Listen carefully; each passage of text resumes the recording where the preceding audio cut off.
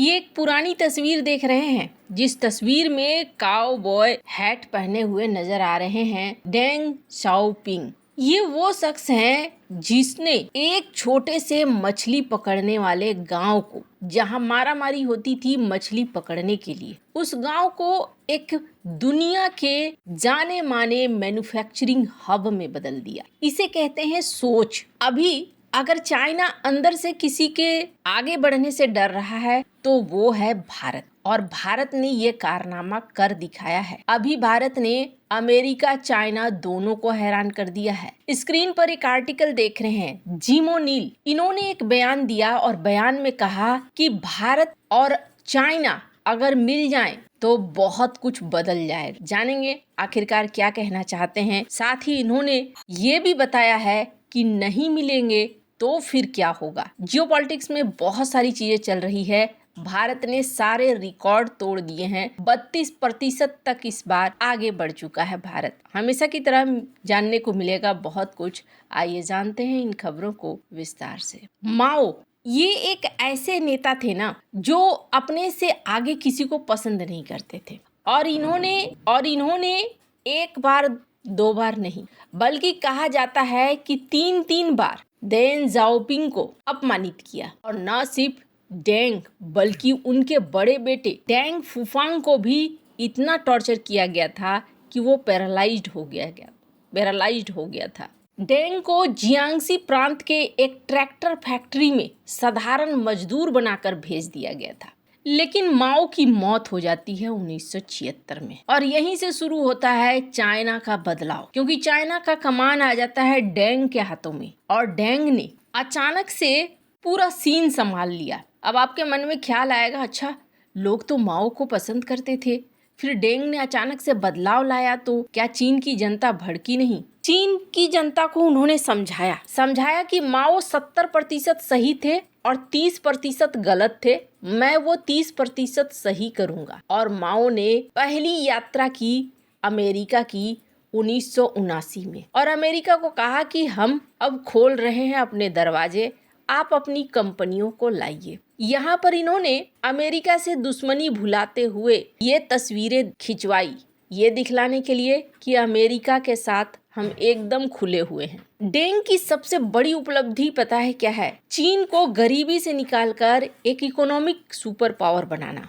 1980 में उन्होंने शेनज़ेन, जो कि एक छोटा सा मछली पकड़ने वाला गांव था, उसे स्पेशल इकोनॉमिक जोन में बदल दिया और कहा कि यहाँ अगर कोई दुनिया की कंपनी निवेश करती है तो उन्हें हम सब्सिडी देंगे। और इसका असर ये देखने को मिला कि शेनज़ेन एक अंतर्राष्ट्रीय मैन्युफैक्चरिंग हब होता चला गया। 1980 से पहले शेनज़ेन एक छोटा सा गांव था, और आज ये न्यूयॉर्क से भी बड़ा शहर है। ये डेंग के दूर तक देखने की क्षमता है, जिसकी वजह से ये सारा बदलाव आया। लेकिन अब वही पूरा सीन भारत के साथ होता हुआ दिख रहा है। डोनाल्ड ट्रंप के टैरिफ लगाने के बावजूद जो बदलाव है, उस बदलाव ने असर दिखलाना शुरू कर दिया है। स्क्रीन पर बिजनेस स्टैंडर्ड की एक खबर देख सकते हैं। भारत ने चीन को ताबड़तोड़ निर्यात किया है, और इस बार 32.83% की वृद्धि हुई है। अब भारत ने चाइना को बेचा क्या है? एक दौर था साल 2002 से 2010 का, तब भारत चाइना को लोहा बेचता था, लोहा के अयस्क,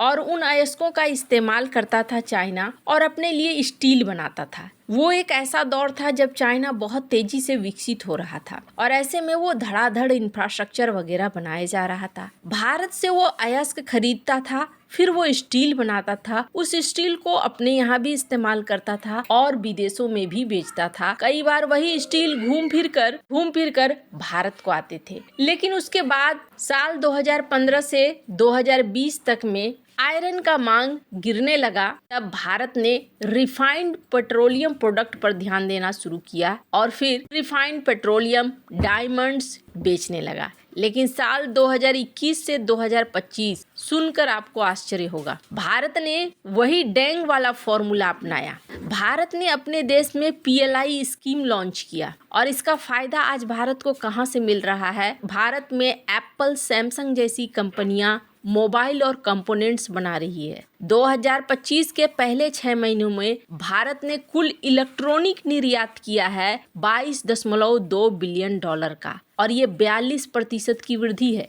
पेट्रोलियम को पीछे छोड़कर दूसरा सबसे बड़ा एक्सपोर्ट का क्षेत्र बन चुका है। चीन को भी telecom equipments, components, finished goods इनकी सप्लाई हुई है। नवंबर 2025 में चीन को एक्सपोर्ट में 90% तक की छलांग दर्ज की गई है, जो अमेरिकी टैरिफ के बावजूद हुआ है। इसी को लेकर जिम ओ'नील ने एक बड़ा बयान भी दिया है। स्क्रीन पर आप देख सकते हैं इस आर्टिकल को। ये वो अर्थशास्त्री हैं जिन्होंने ब्रिक्स शब्द को गढ़ा था और कहा था कि ये देश अगर मिल जाएं तो दुनिया में एक बड़ा बदलाव ला सके। इन्होंने कहा कि भारत और चाइना अगर मिल जाते हैं और आर्थिक सहयोग करते हैं, अंतर्राष्ट्रीय व्यापार, निवेश, जलवायु मुद्दों पर एक दूसरे के साथ आ जाते हैं, तो ये न सिर्फ एशिया को बल्कि पूरी दुनिया की इकोनॉमी के लिए बहुत बड़ा परिवर्तन होगा। ओ'नील ने कहा कि दुनिया के 2 सबसे अधिक आबादी वाले देशों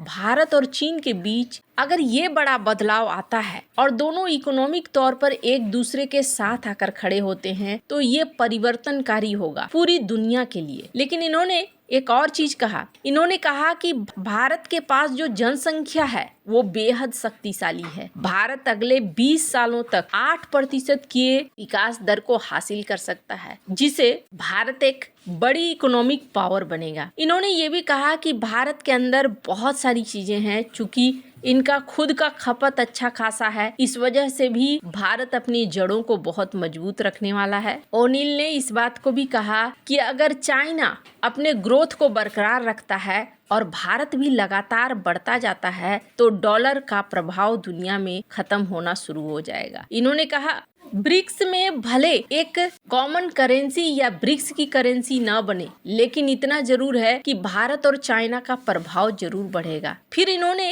एक शर्त भी बताई और कहा कि अगर चाइना और भारत नहीं मिलते हैं तो ब्रिक्स सिर्फ देखने की चीज हो जाएगी, उससे बड़ी चीज नहीं होगी। अगर ब्रिक्स को बड़ा बनाना है तो दोनों देशों को आपस में मिलना ही होगा।